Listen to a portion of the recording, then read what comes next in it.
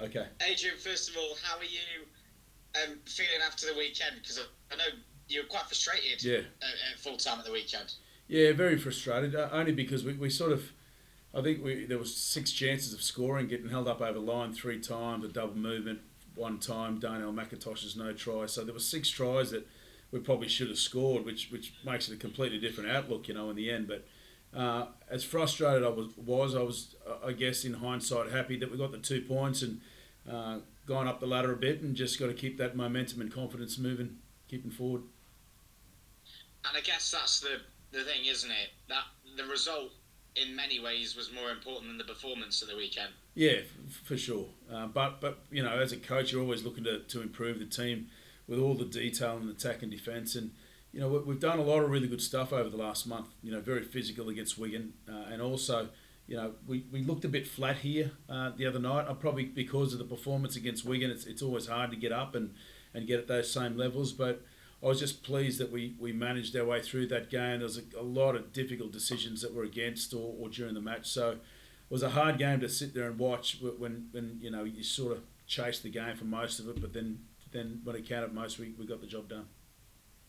What have you said to the powers that be? I know you said you were going to speak to them.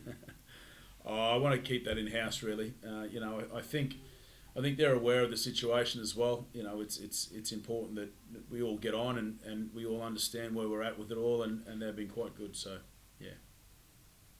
What, in a broader sense, then, what sort of things do you think were highlights at the weekend that perhaps need to change going forward? Well, I just thought the Darnell McIntosh try was just a really poor call, like one of the worst of the season. Like we want fans to come and watch our wingers score these amazing tries, and going up as no try, and then finding it no try because it's gone up as no try I just think that needs to change in our game.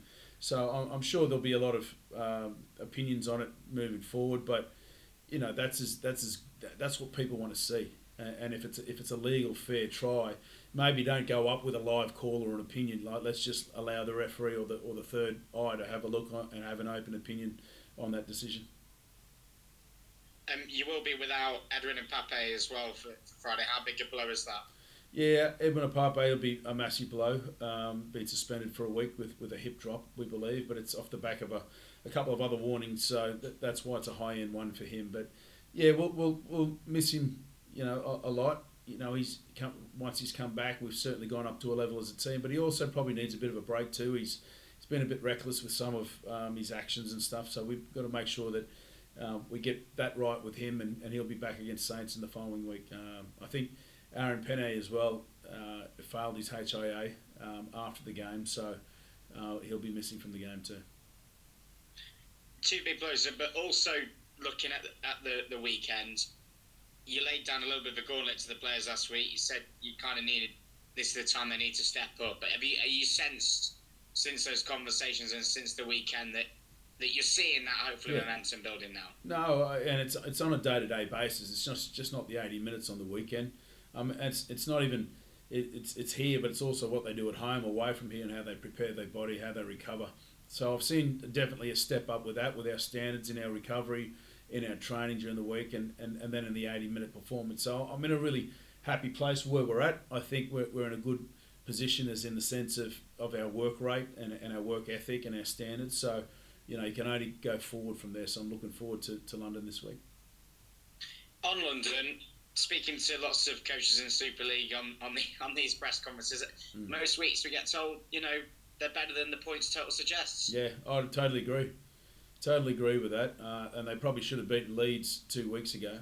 So, I think they've found a little bit of rhythm between them. Though they're not winning, it's difficult to make sure that you've got to go there and with the right attitude, because I feel that they're a team where they're playing with a lot of confidence now, and if you're not quite there physically and the right attitude, it becomes an absolute hell fight. So we don't want to be in that position. We've earned the right the last 2 weeks, I think, to go into this game with a lot of confidence and play our style, and it gives us another opportunity to get our game right. We've made a few errors and our discipline hasn't been quite right there, so if we can adjust those slightly and get that right, I think we can take that next step up as a team. Good luck. Thanks for your time. Thanks, Rob. I just dropped off to sleep, Adrian. The wait was so long that I was snoring away quite happily. So How was a cup of tea, Trev? It's all right. no, actually, no. Because, in all seriousness, the screen had frozen because I've been on that long that it just gave up. So I had to reboot. Yeah, my apologies, mate. I've been in a very serious meeting here, so that was delayed, which I'll talk to you about it later. I'll give you a scoop on that later, mate.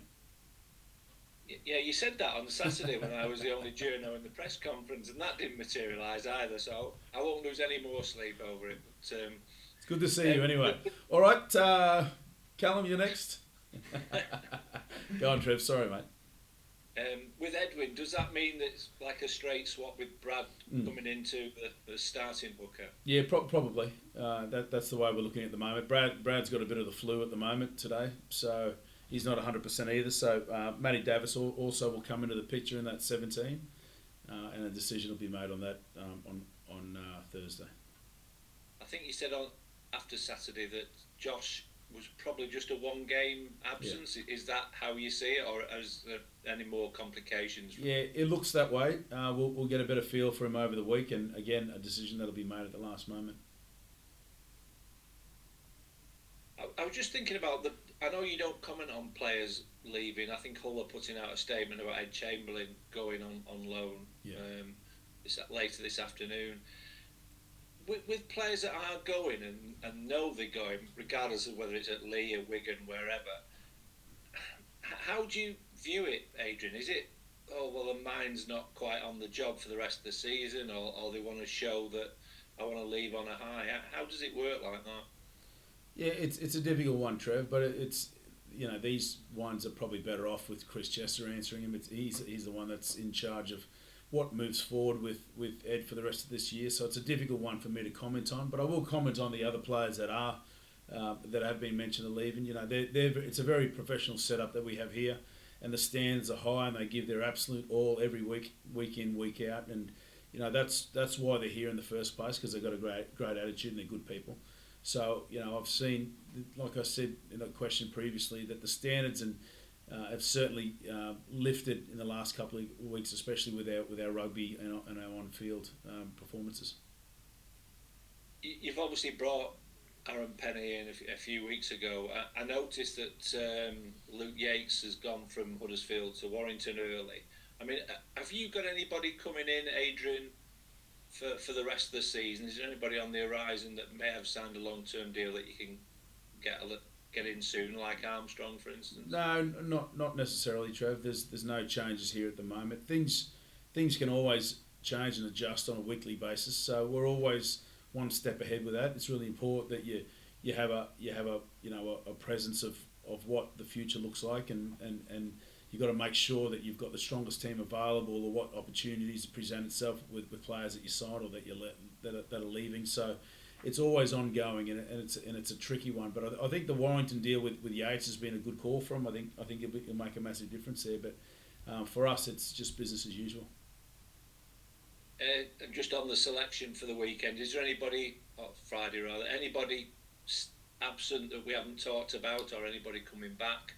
No, not really. I know Ollie Holmes is now running on the field with Ben McNamara, so both those players are probably a week away now, so we'll be potentially in contention for the St Helens game next week. We've been away from home for quite a while, for 2 months, and coming home to play here against Huddersfield in an incredible stadium, and the groundsman, the job they've done here with the field is amazing. You look at it, it's just carpet. So we're looking forward to playing at home against London this week, and then Saints the week after. So we're pretty excited with our fans having 3 weeks in a row at home now, and we're excited to play London here on Friday night. You spoke about the Huddersfield game. Having watched it back, was it any better or any worse, the performance, than you thought after the game? Yeah, watching it back, it was definitely the stoppages were influenced by the officials quite heavily, and it's hard to get momentum in a game. Though I will say that we created 6 opportunities where we should have scored on every single one of them. So including the Darnell McIntosh one in the corner, but we're creating the opportunities, and it's like a striker at football. He's in front, he's missing the goal, but that at least he's in position to score them, and that usually always comes with time. So I'm in a really good place with our attack. I think we've just got to work a little bit harder with some of our defence, which we're doing now, and in a pretty good place. And just the last one, you mentioned that Josh might be back, which could impact on what happens to Darnell. I mean, Darnell gave a good account of himself, so it'd be quite hard on him if he was to sort of miss out, I suppose. Yeah, they're the difficult decisions we need to make. What we do with that back five really is getting harder every week, but that's a position I need to be in, I want to be in, and that, as long as I keep it honest between the whole lot of them and they understand where their place is, there are no issues at all. Smashing, that's good. Thank Thanks, you, Lemmy. Okay. Hi Adrian, how you doing? Callum, good. You? Yeah, good, thank you. I know it's been talked about quite a bit, but do you have sympathy for London in the kind of situation they find themselves in? Yeah, a little bit. I'm always that way, regardless of any situation. I'm always thinking about how other clubs are surviving, or the issues they've had, or coaches being talked about being sacked, or who they're signing.